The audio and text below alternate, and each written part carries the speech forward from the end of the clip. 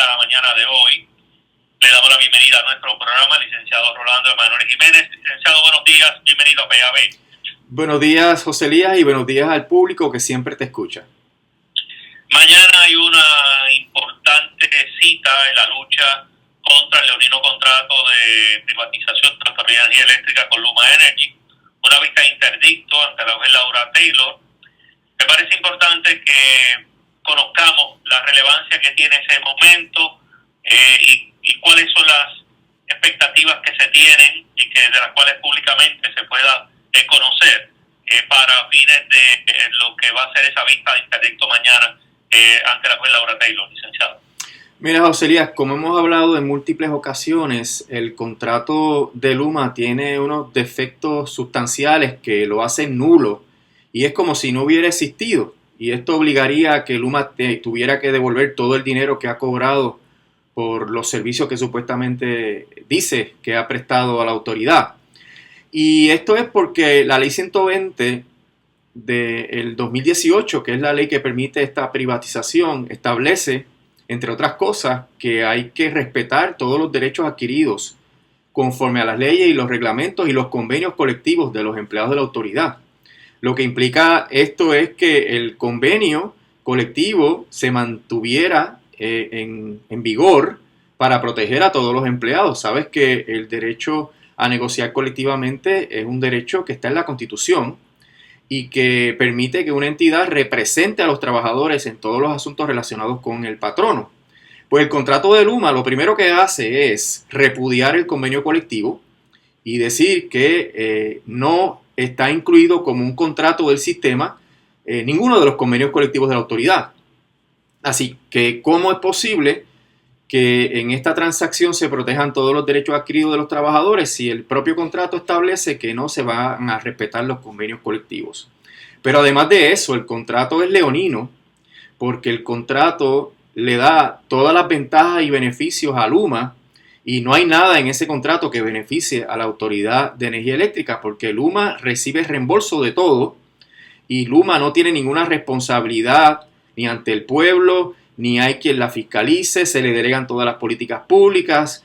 Ya tú sabes todas las cosas que hemos hablado de cómo ese contrato beneficia a Luma y no tiene ningún beneficio específico para la Autoridad de Energía Eléctrica.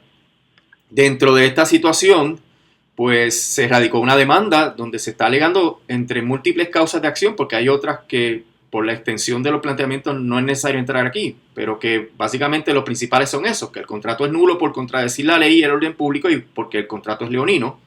Y en esa demanda, que es de interdicto, ahora se está pidiendo un interdicto preliminar, que no es otra cosa que una orden interina a la jueza para que la jueza Taylor Swain paralice la implantación del contrato en lo que resuelve todas las controversias del caso.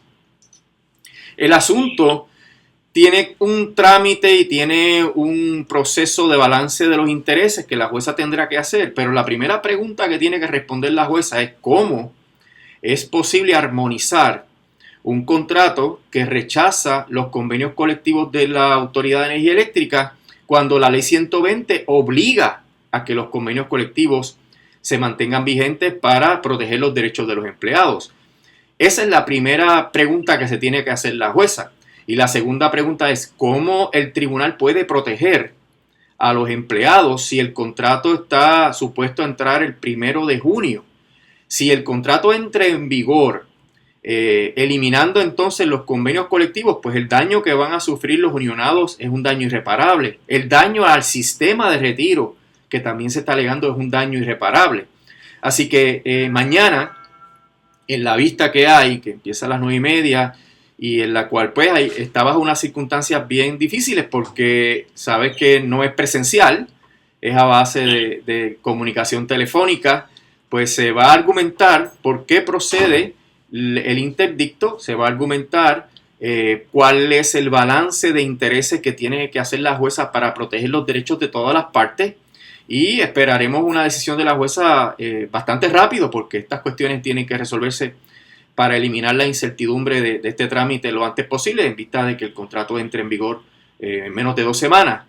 Pero estamos en un proceso de preparación bien intenso, José Elías, porque ha habido múltiples mociones que se han radicado en estos días sobre los testigos, sobre eliminar los testigos. y esperamos estar listos para explicarle a la jueza con todo detalle por qué tiene que emitir el interdicto para proteger el interés público en Puerto Rico y evitar que no se destruyan totalmente todos los derechos de los convenios colectivos y todos los derechos que tienen los empleados de la Autoridad de Energía Eléctrica. Licenciado, llevamos viendo las determinaciones de la juez Laura Taylor ya por casi 4 años o casi 5 ya. ¿Qué le hace pensar de que en esta ocasión la juez puede entender de que no verse como una extensión del sistema y poder tomar decisiones fuera de la caja, ¿no? Para proteger el interés público en esta ocasión? ¿Qué le hace pensar que ahora sí puede ser? Mira, Oselías, esa pregunta es bien importante, ¿verdad? Uno no puede ser ingenuo, pero uno tiene como abogado una función y es representar al máximo los intereses del cliente con todas las contingencias que haya y con todas las piedras que haya en el camino. Pero el problema que tiene la jueza es que hay 2 documentos. Está el contrato, que es un documento que no tiene fuerza de ley y no puede ir contra la ley, y está la ley 120, específicamente la sección 15. Si el contrato dice que para fines de este contrato los convenios colectivos no son aplicables, y si la ley 120 dice que tienen que respetarse todos los derechos conforme a los convenios colectivos, ¿cuál es la respuesta a ese choque? El ordenamiento establece, el Código Civil establece que es aplicable a estas controversias de quiebra, que cuando un contrato es contrario a la ley, la moral y el orden público, el contrato es nulo. O sea que esto es 1, 2, 3. Esto es una cuestión aritmética. Y dentro de ese contexto, ese es el problema. Ante tu pregunta, ese es el problema que tiene la jueza. Cómo armonizar un contrato que está en un choque directo y que además este choque directo no es que aquí no va a pasar nada como consecuencia de la implantación del contrato. Es que los empleados que se muevan a Luma no tienen convenio colectivo. Es que los empleados que se muevan a las diferentes agencias del gobierno de Puerto Rico perderán su convenio colectivo. Es que la oferta que hace Luma es ridícula comparada con los derechos y prerrogativas que tienen los empleados bajo los convenios colectivos. Así que la realidad material del caso, José Elías, es algo que es muy difícil de evadir y de saltar, porque es cuestión de interpretar los textos del contrato y de la ley. Y por eso, José Elías, independientemente de que no somos ingenuos, independientemente de que sabemos que estamos ante un tribunal del imperio resolviendo controversias sobre la colonia, tenemos que dar la batalla hasta el final. Y esto va a ser bien definitorio, ¿verdad? Sobre el futuro también de los trámites de título 3, porque en realidad este contrato tiene mucho impacto en el título 3. Si este contrato se avalara por la jueza, las consecuencias financieras del contrato van a ser devastadoras porque la autoridad no puede pagar este contrato. Bueno, ya viste que la Junta autorizó un préstamo de $1,000 millones para poder solventar las obligaciones, porque Luma el contrato es tan abusivo a favor de Luma que eventualmente todo esto va a tropezar con unos problemas grandísimos financieros. La autoridad actualmente de su presupuesto de este año tiene 500 millones de déficit. Y esto no se anticipa que vaya a mejorar y va a ocasionar aumentos de la tarifa que van a hacer que el trámite de título 3 de la Junta en cuanto a la Autoridad de Energía Eléctrica también colapse. Licenciado, vamos a hablar de lo que sucedió la semana pasada con la expresión de la legislatura sobre los más de $700 millones a Luma, rechazándolo y la Junta le pasa por encima. Para lo que hemos aprendido del proceso, por los años que llevamos hablando con usted, quizá no nos debió sorprender. De hecho, yo recuerdo que usted el lunes pasado nos anticipaba que algo de eso podía ocurrir. Pero creo que eso también envía otros mensajes sobre este tema en particular, licenciado.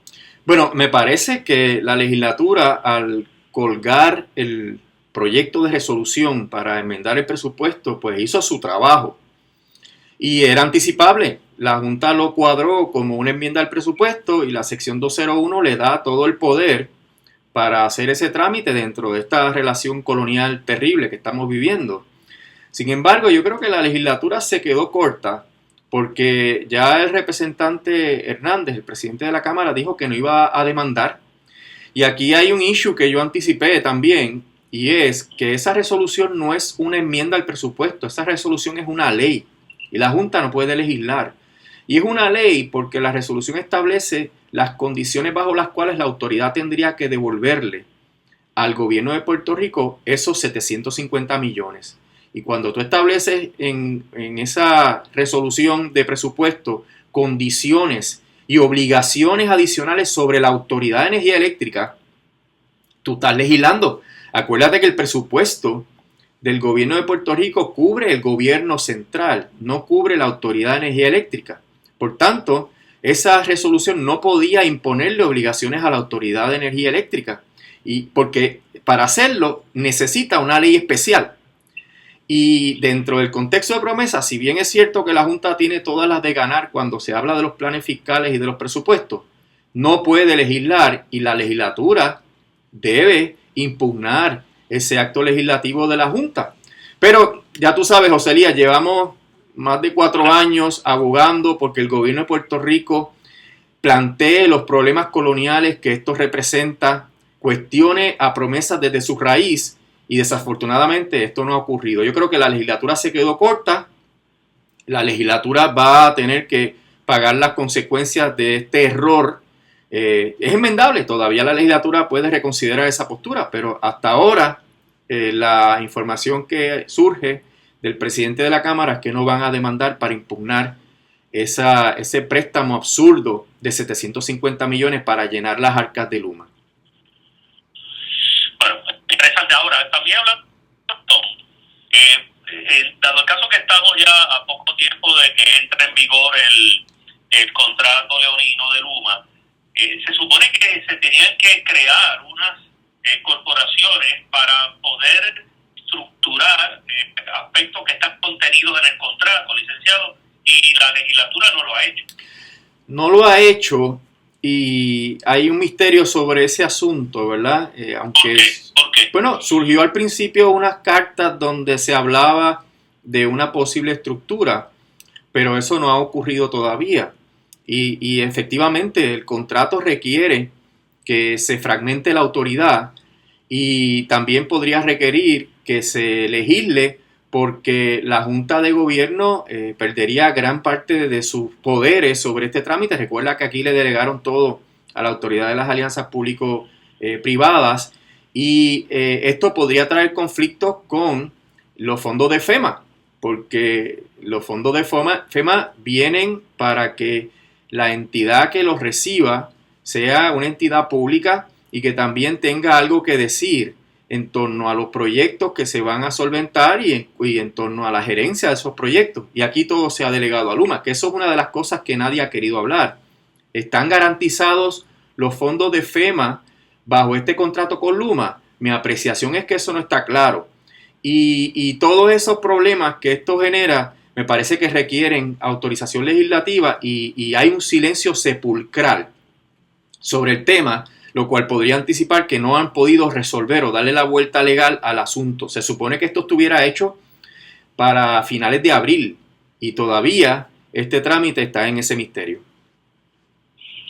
Bueno, y de hecho esto nos lleva a obligatoriamente mirar el aspecto legal, funcionamiento a partir de dentro de unas par de semanas, porque si no se han creado esas estructuras, o sea, ¿qué va a suceder con una serie de jurisdicciones y alcances que a lo mejor no están estipuladas en el contrato todavía y que se supone que iban a estar definidas porque la autoridad se iba a fragmentar, creo que eran 3 pedazos, para poder viabilizar que Luma pudiera hacer lo suyo?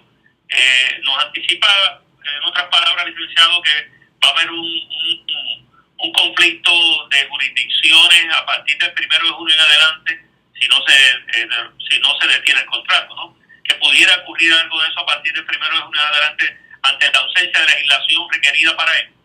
Bueno, estoy de acuerdo contigo que podría haber ese conflicto, pero además los contratos que se supone que se establezcan, los contratos de servicio hacia Gridco y hacia Genco, tú sabes que todo esto lo instrumentaron para que Luma le diera servicio a las diferentes corporaciones para cobrar dinero adicional, pues no se podrían instrumentar porque las corporaciones que firmarían esos contratos no están creadas todavía. Pero el issue más importante sobre la implantación sigue siendo los empleados, José Elías. ya hay una información adicional de que alrededor de 500 empleados han renunciado a la Autoridad de Energía Eléctrica, pero no necesariamente para irse con Luma, porque podría ser que se hayan ido conforme al trámite de retiro, porque dentro de estas contingencias muchos de ellos ya tenían edad de retiro y podían retirarse. Está también la orden ejecutiva que salió, o el programa de retiro o de renuncia incentivada que anunció AFAF hace unos días atrás, que permite que los empleados renuncien. O está también el asunto de que hayan renunciado a Luma. Así que esos 500 empleados que han renunciado a la autoridad podrían estar en esos tres grupos. Así que todavía, aunque fueran todos los empleados, esos 500, los que hayan renunciado para irse a trabajar con Luma, todavía están bien cortos de los 3.800 empleados que Stensby dijo que hacían falta para operar la autoridad. Así que no tendrían, obviamente, el número mínimo para poder asumir el contrato, y eso es lo que es preocupante, porque el 1 de junio empieza la época de huracanes, y esto podría tener consecuencias dramáticas si pasa una tormenta. Ya tú sabes que en Puerto Rico, pues, la vulnerabilidad del sistema pues podría ocasionar que una tormenta que ni siquiera llegue a huracán ocasione un problema serio. Entonces, ¿cómo se va a restablecer el servicio eléctrico si Luma no cuenta con los empleados y ya los empleados de la Autoridad de Energía Eléctrica están desperdigados por las diferentes agencias, haciendo mandados o cortando la grama o haciendo cosas para los cuales no están preparados, o haciendo cosas que son realmente incongruentes con el entrenamiento y con el conocimiento que tienen del sistema eléctrico de Puerto Rico? Así que ese es el absurdo al cual nos estamos enfrentando, y todavía el gobierno, el gobernador Pierluisi, Fermín Fontanés, nadie ha dado la cara para explicar cómo es que Luma va a asumir el control sin tener empleados. Bueno, por eso es que le planteo, aparte del tema de los empleados, el hecho de los alcances que pueda tener Luma para tomar decisiones. Por ejemplo, licenciado, la semana pasada estaba leyendo un artículo de la compañera periodista Cándida Coto en Claridad, hablando sobre la jurisdicción de Luma sobre los embalses. Por consiguiente, lo que va eso a suponer eventualmente posibles acuerdos que pudieran elevar el costo del servicio de agua potable al país. ¿Está eso también incluido? Eventualmente esto pudiera estar ocurriendo a la luz del contrato, licenciado. Sí, mira, el contrato no menciona los embalses, pero tiene una cláusula muy reveladora, que es la cláusula de los servicios implícitos. La autoridad es tan complicada que ellos anticiparon en el contrato que hubiera algo que les pasó por debajo del radar. Y fíjate qué detalle, les pasó por debajo del radar el asunto de los embalses.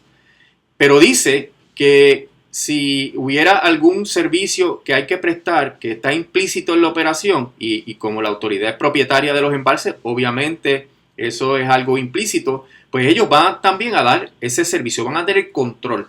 Así que implícitamente Luma tiene el control sobre los embalses.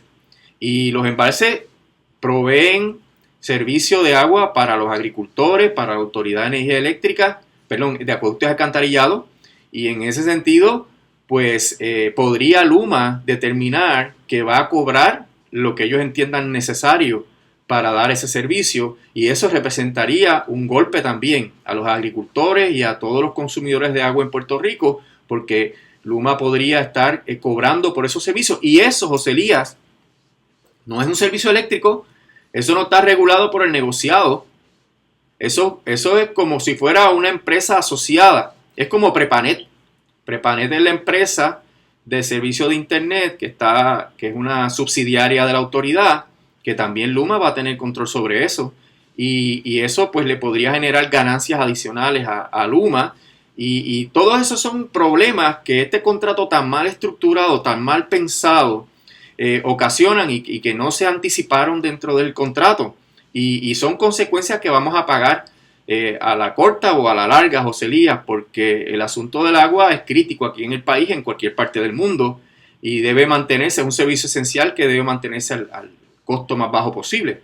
Así que veremos, yo he anticipado que según ellos vayan implantando ese contrato, si es que esto ocurre, ¿verdad? Pues van a ir saliendo chichones, como uno dice, cosas no anticipadas, cosas que le generan más costos al pueblo de Puerto Rico y que van a tener que solventar los abonados de la autoridad o los contribuyentes del gobierno central, porque probablemente esta contribución de 750 millones no sea la última que tenga que hacer el gobierno central ante los retos financieros que el contrato le impone a la autoridad. Bueno, licenciado, antes de cerrar nuestro diálogo, ya nos encontramos en los días finales antes de entrar en vigor este contrato leonino. ¿Por qué el país, a juicio suyo y con todo el conocimiento que usted tiene acerca de esto, de primera mano, por qué el país debe reaccionar ante las convocatorias que se van a estar dando en el transcurso de estos días? Porque aunque la autoridad requiere una transformación profunda, esta no es la manera de transformarla para que mejore el servicio. Este contrato va a desmantelar la autoridad y cuando Luma escoja irse o haya que sacarla por incompetente y por abusadora, no vamos a tener una compañía eléctrica para poder retomar el servicio de energía eléctrica y vamos a estar sujetos a otra compañía privatizadora que nos va a cobrar más, o vamos a tener que empezar en cero a construir una compañía eléctrica con el costo que eso va a ocasionar al pueblo de Puerto Rico, lo que va a encarecer la energía eléctrica a niveles totalmente insostenibles. Joselía, se nos va la vida en términos de la viabilidad como país, porque con Luma o sin Luma, el costo energético no lo vamos a poder sufragar, y eso no lo digo yo, eso lo dicen los economistas que han evaluado la estructura de costos que este contrato requiere, junto a los requerimientos financieros del plan de ajuste de deuda, que de entrada ya se sabe que va a requerir 4.6 centavos adicionales por kilovatio hora. La luz se va a poner tan cara en Puerto Rico que va a crear una crisis social y una crisis económica porque los negocios no van a poder afrontar esos costos. Bueno, vamos a ver qué ocurrirá con eso.